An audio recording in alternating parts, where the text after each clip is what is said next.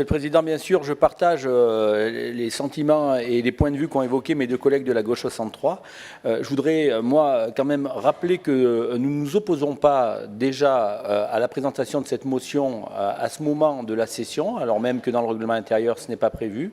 Pas plus que nous avions ferraillé sur le budget supplémentaire du mois de juin qui avait été tenu et voté dans des conditions assez rocambolesques, parce que nous considérons que, sur le fond, le dossier est plus important qu'une forme qui, manifestement, n'y est pas. C'est-à-dire que, grosso modo, aujourd'hui, vous proposez une motion qui reprend des choses qui sont essentielles pour la défense des départements, et c'est ce que nous martelons depuis des années. Donc, on va faire passer, en tout cas, c'est la position de notre groupe, la gauche 63, le fond avant les problématiques de forme.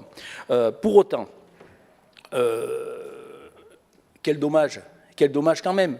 On entend les appels au rassemblement aujourd'hui qui sortent, le ton consensuel, la volonté de travailler pour les Puy-de-Dômois, comme si à un moment donné dans cette Assemblée, quelqu'un avait travaillé contre les Puy-de-Dômois. On est bien tous dans la défense de nos territoires Puy-de-Dômois selon les différents projets. Quel dommage.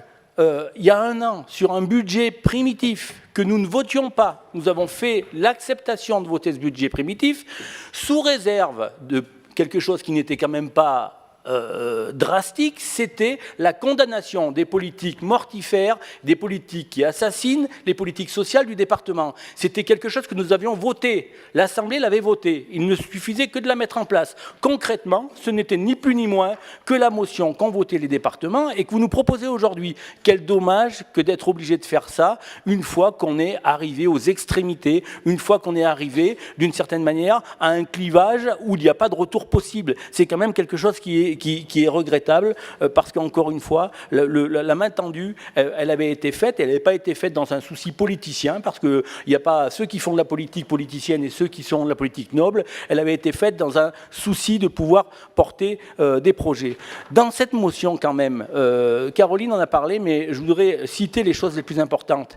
Demande du respect impératif des autonomies financières des départements et de la liberté fiscale. Un fonds de compensation qui est insuffisant. Le compte n'y est pas. Cette réforme inadmissible de la fiscalité locale.